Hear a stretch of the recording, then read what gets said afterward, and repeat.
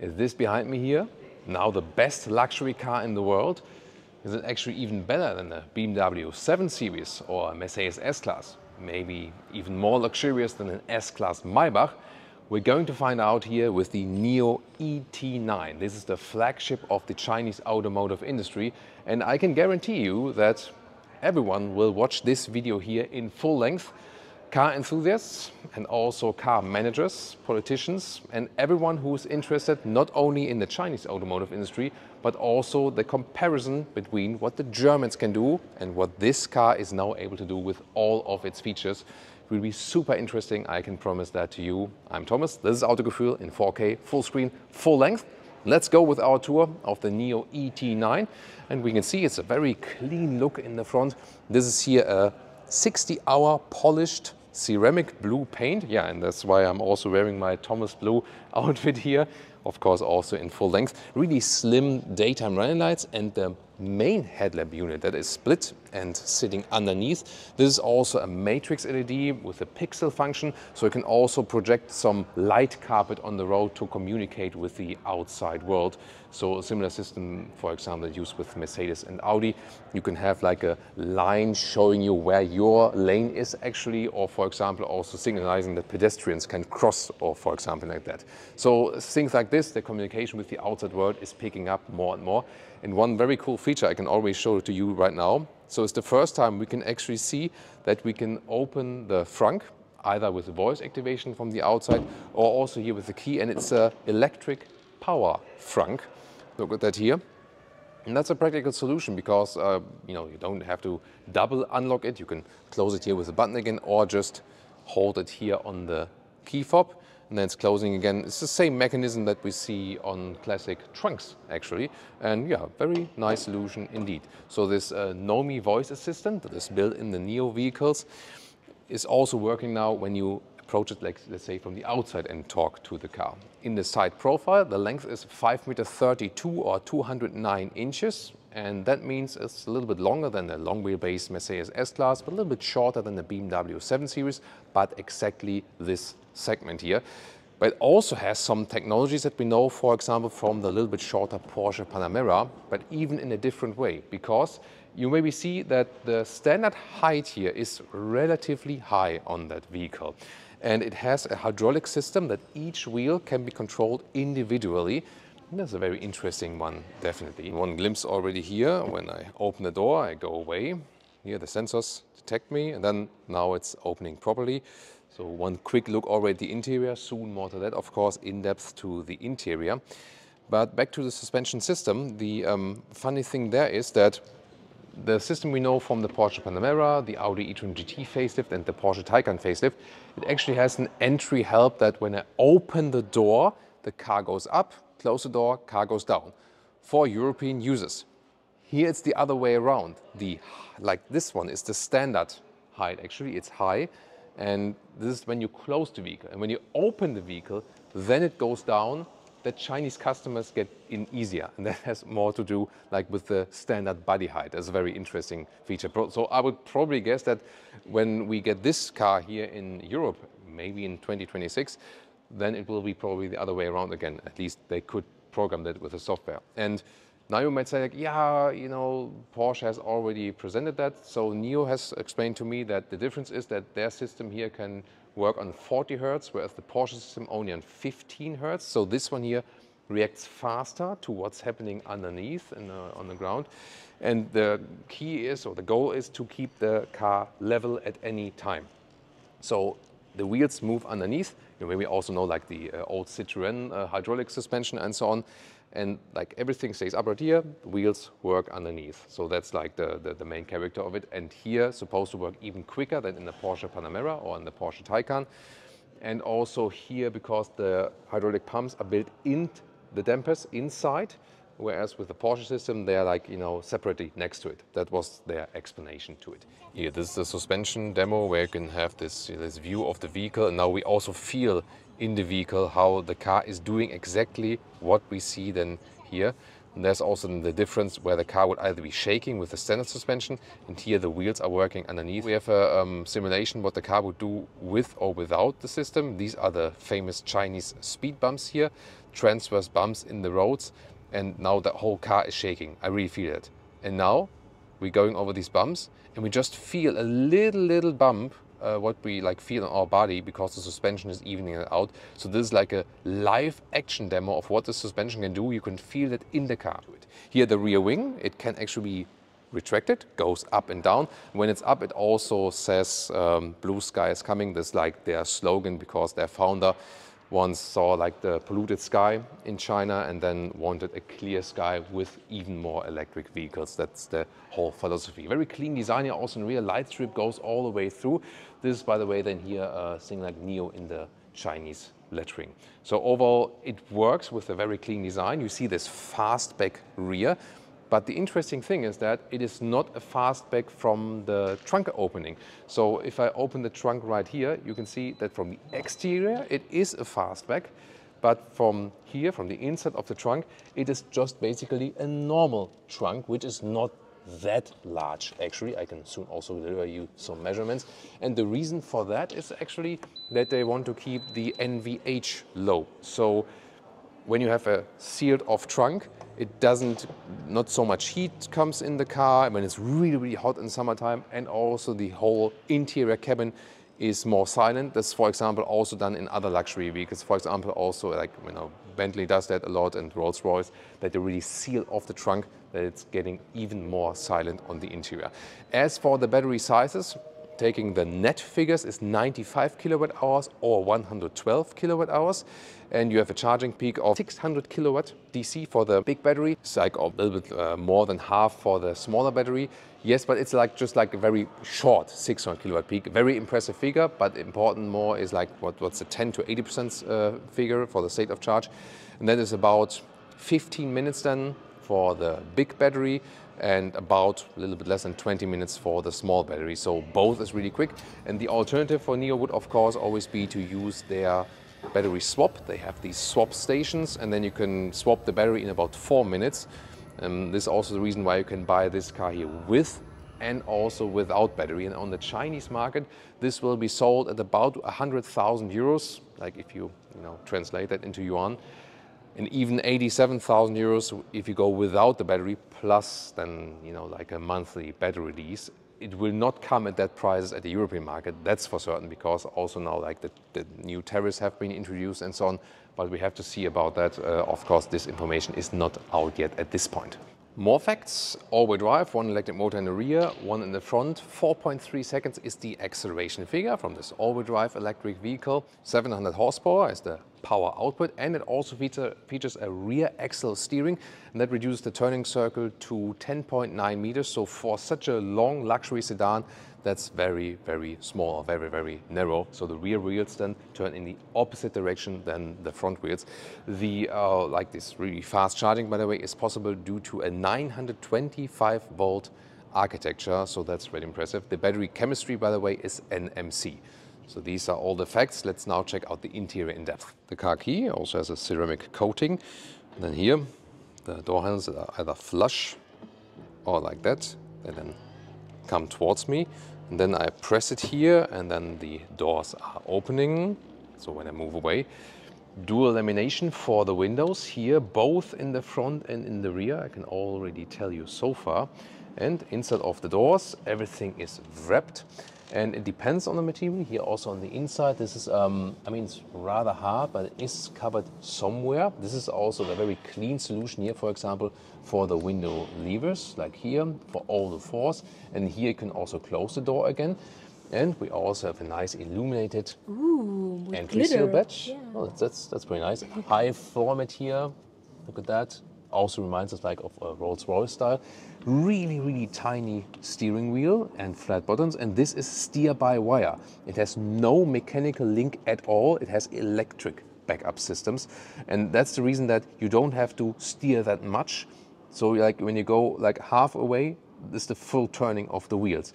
And they also use that for the electronic parking system, the self-parking function. So the reason for that is then that when you have this autonomous parking, that goes like, not like this, but it only turns like 10 degrees. And actually they said they could have also made it just stationary because it's steer-by-wire, so it doesn't have to do it. So the steering wheel could stay like this and the wheels turn all the way for the autonomous parking. But they said like they want to give like some feedback to the customer that the car is doing something, but it doesn't like really need to go all the way around here and there. It's interesting. Most of the things you will see here with this vehicle are actually already standard. Even the suspension is also standard. The colors, of course, you can pick these, and the wheels, they are an option because here these are the 23-inch wheels, both forged, but the base ones would be 22-inch. And this then the option, so you can, this is the one you can select, everything else is basically standard. And also with that suspension, if you have like a collision with a truck, for example, which has like a very, high impact area, then the car will also raise in 0.7 seconds. And this is actually delivering a better protection against the truck then, because it actually hires the vehicle, and the really rigid, stiff areas of the vehicle are better than like in a better position in the impact against the truck. Also very interesting. Oh, there's Nomi. Yeah, you can actually get it with or without Nomi. A Chinese Nomi today. Yeah, there's a Chinese Nomi today, but you can have it with the visual Nomi, but you can also go without it if you don't like it. Seats in this vehicle here, sadly animal skin only, at least main parts of it, so the middle part, and then for example the outside not again, and the dashboard is for example then leather red, so you cannot see the difference which is which, you just have to know that. So meanwhile the technology is that far that the high-grade leather red is the better material, and you cannot really differentiate what is what, you just have to know what is what. And NIO also offers animal-free interiors like a wide scale. All the cars in Europe are animal-free actually, and in China they also have a high take rate for the base leather red versions. It's just that here they have a different decision being made, and that's, it's just like out of tradition basically, because some don't know yet of the potential of the high-grade leather red materials. So I hope that they will also offer animal-free versions then for this car here in the future, or maybe when it comes to the European market. Then here the headroom with 1A9, 6 for 2. It's actually quite a lot, so it looks like sedan, but the seating position is also quite high because of the suspension, so it almost feels a little bit crossover alike. And here we have a lot of nice microfiber covering already here, for example at the A-pillar from the inside in Thomas Blue as well, so that is nicely done. Look at that quality here also with the light in the mirror and so on, more microfiber. And then you have this panoramic roof and you have it split, and this is not necessary. So this is a design thing. It wouldn't have been needed like for rigidity reasons or something like that. But they wanted this split here from left to right and also from front to back area. And of course we'll explore the back area even further very soon. Yeah, and the position here with the steering wheel, you can of course adjust it here in the infotainment system. It feels really futuristic, and it's like the use case is that you look over it because you have this screen on top part. Yeah, you maybe remember the BMW Neue Klasse concept that also looks similar. Here, this is like the instrument, speed and so on. It's a nice integration. We have one screen here, another one on the passenger side, zoom more to that, and then of course the really large central screen. And this here is, by the way, 5K resolution, and the central screen is 3K resolution. So they really went also all the way out, also with a hardware chip on the inside and so on. So driver POV here, you can once again see how small the steering wheel is in height actually. Here, these are buttons, you can press it in, but it's like one field. Here on the right side, and also, for example, to put the steering wheel higher and lower when you are in that mode, for example. Yeah, and the steering wheel itself is really, really light. And here you can also see like the quality of video and so on of that. Yeah, and Nomi is already showing us the moves here. And it's more silent than before, actually, like the electric motor. Before that, when it turned, you could hear like zzz, zzz, but now it's more silent. But again, you don't have to pick Nomi. You can also go for like a non-visual assistant. And this is here the head-up display, which can even show video feed actually, and also some GPS guidance. By the way, here you can switch between the real mirror and also the digital mirror. Yeah, and here we go with the front cockpit. Here you can also see the passenger side of this front instrument cluster, so to speak, and everything really crisp from the quality that you see on the screen and so on. Then there's really large middle console. There you can see this here, the cover of the cup holders also goes in and out like this, like real wood and so on. Really smooth, so it reminds you also of a Bentley build quality. Inductive charging, also with a ventilation. You can see the ventilation holes here, and then inductive charging for the smartphones. Here in the front, by the way, you have like a cover here for the sunglasses. Yeah, you can obviously also remove that. Interesting. So yeah, maybe if you want to leave that open all the time, for example, like this, I mean, why not? And like also like the whole handcrafted things and so on. So the build quality is extremely high. Switch gear, by the way, is here at the steering wheel. Here, but it's like a thing when I use the brake pedal, then it automatically goes to the seating driving position. Here there's like the switch gear, classic one, and left side also classic indicator and so on. And then to control the seats, I can do that actually normally at the side of the seat, so that is good. Also, for example, the lumbar support is always like really pronounced, even in the back base position. They tend to use a lot of lumbar support on the Chinese market. And the steering wheel is then set here once again in the infotainment system. The English version will also come very soon. And they also have even more special feature like a 5D cinema. And yeah, we can show that to you very soon. But of course, even more important here is what's going on in the rear. So now the rear luxury position. First of all, you can apply these hardcover shades here individually, left and right, all the way through. But I'm gonna stop them now, otherwise it gets too dark in here actually. And then you have a lot of luxury features here. For example, there's like more space for a pen and so on. Here is another cubby hole. So this is just like the very beginning of all the luxury experience. First of all, the legroom to the front driver's seat. Here a lot of legroom. You can see here as I'm normally sitting. And why would I begin behind the driver's seat? Because you can even apply the so-called boss position for this side. And you might say, like, how is this possible? So in China, it's often the case that people have like a work conference in the vehicle and so on, or maybe like the apartment is small, and then say, okay, I have like another room in the vehicle which is parking like maybe in the basement garage and so on. And then you can have both sides actually move to the executive position, and yeah, this makes sense then to do it that way. It's of course not that long as on the passenger side, but here you can see even like the foot stuff is going out. And here now with 1A9 6'2", I can already fit here. Yeah, maybe with the feet it's a little bit close. Let's see how it gets then on the other side here. But yeah, I've never seen it here on the like behind the driver's side here actually. And then quickly before we get to the other side, here we have more functions to the USB-C charge and also this exclusive table. Wow. Yeah, this is really cool, and it also has many different functions. So this then for this side, and either you can have it here as a like makeup mirror. Then you can also see Leah. Here we go. So although also you do it like this, then you have the proper table right here. And when you get out of the car, you can just you know, like get out like this, for example, move it to the side, so you don't always have to like deinstall it completely. And yeah, that might also save some time. And yeah, also how like the whole mechanism here is really high class. Here you have another screen actually where you can control stuff from the rear. And you have more cup holders also with adaptive function. And then you can see once again this split here. And in the lower part, there's either more space. And from that small tablet, I can push a button. Then we have the fridge in here, which is pretty large. And yeah, you can even up, I think, -2 degrees. So that works. Or you can also warm beverages, which is also quite common in China, by the way. So this is like I would say the second boss position here behind the driver. But now what about the first boss position? Here, by the way, also additional cushions here for the lower part and so on. Isofix would also be possible, of course.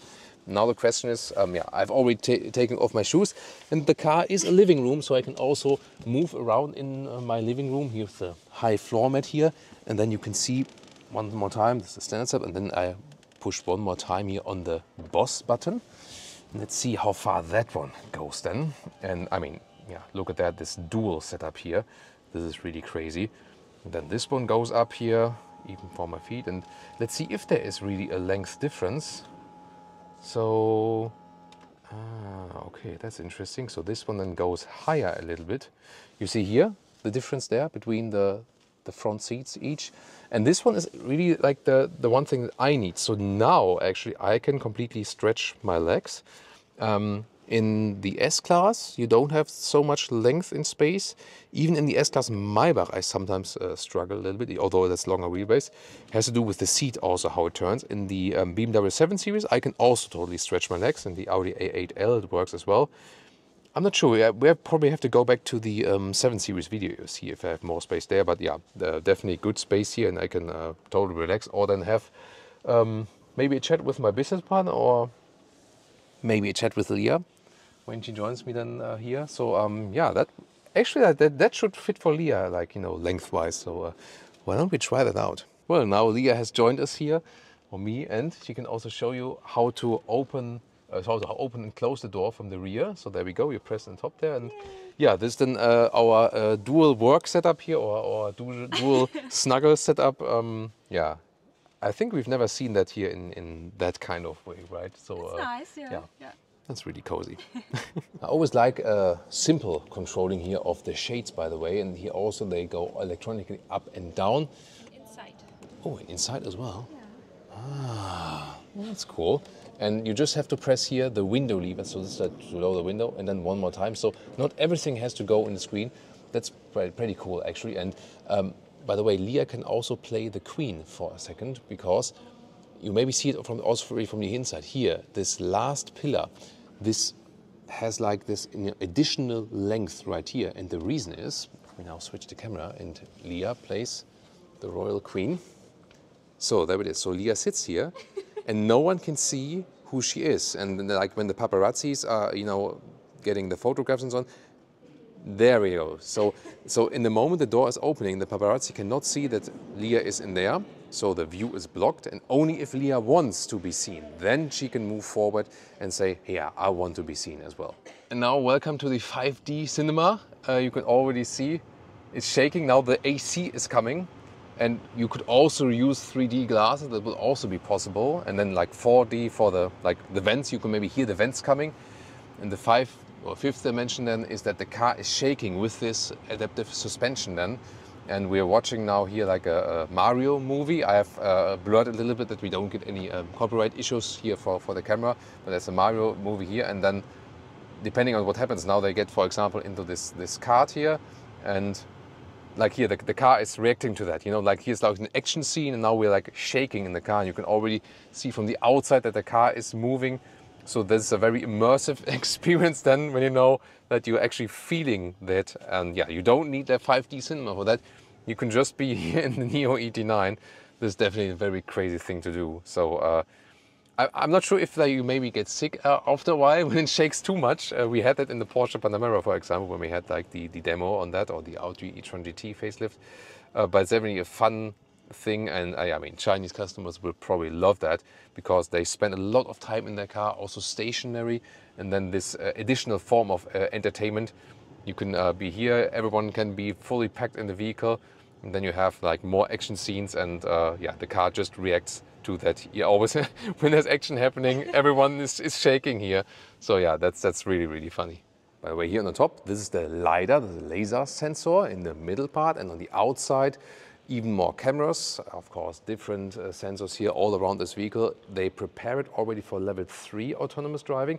At the moment, only level 2+ is allowed on the Chinese market, so you have to keep your hands on the steering wheel. But at the same time, it already has like a extended functionality that can drive on its own, even in the city. I've been also testing that one, for example, recently with NIO ES6 or EL6 and the Onvo L60. I can also show, or I link that video for you as well.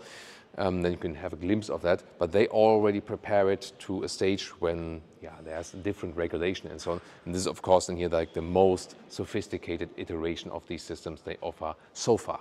Where we take a look here at the turning indicators, first in the front, soon in the rear. Let me also talk in general about like what we can expect from this vehicle, and also maybe with the European market and so on. So if we think at the, think about the exterior first, I think it works very well. It almost looks like a pumped up Porsche Panamera, especially here with this with this standard riding height. If you drive faster, it can also, of course, go lower, but you have to think about that, especially for Chinese roads, you have two main obstacles. First of all, you always have this really tiny speed humps. Even in basement garages, the basement garages are full of these speed humps, and so it's good to have a comfortable suspension then for that respect. That also leads to that, for example, when some Chinese cars, recently the BYD Seal U, are taken to European roads, they kind of be not stable enough at higher speeds, for example, because they're designed for for these bumps then here on the Chinese roads.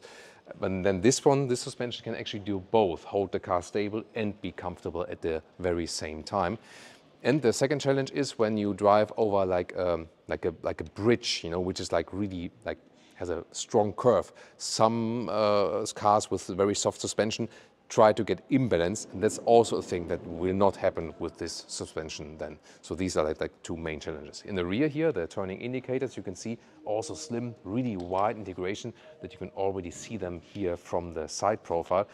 And yeah, I think exterior-wise it works very well, especially with this very elegant profile. The sealed-off trunk is good, of course, against burglary and also better for the NVH. Then again, worse if you think about trunk flexibility, loading in and out stuff in an easier way. So for family use, it will be a little bit worse, but better than for this executive use. The one thing you see on the interior is a very high build quality. At the same time, a lot of flexibility as for these boss positions on both sides, so you can literally live in the vehicle. The weight is at 2.7 tons with all the technology inside and also with the large battery, but is similar with the electric versions of the German luxury sedans. But it's very clear that with this offering here, by the way, the rear screens, they are also one of the options, but everything else basically is standard. And then it will be very exciting at which price it will be offered on the European market and see what they then can do against the German luxury brands with this vehicle here. For this market, it's already quite clear that there's not much incentive actually for the Chinese customer to go for German Audi, BMW, Mercedes for their luxury sedans, because this one will be cheaper here on this market. It will have a quicker infotainment system and also more infotainment features. So definitely more suitable for the Chinese customer at a better price. So this is a huge problem then for the German premium manufacturers. And also, of course, for the other luxury manufacturers, because this car here is actually trying to be in both segments at the very same time. So the profitability for the classic manufacturers will go down in China. It already has. And it's kind of like a big sign for the whole industry that at the day where VW announced 35,000 job cuts overall worldwide, here the ET9 from NIO was introduced at the NIO Day. With a huge show and everything and with all the peak features. So this may be only a glimpse of what's to come, unless, of course, the German manufacturers can react on this. What do you think? And also join us for more luxury car content.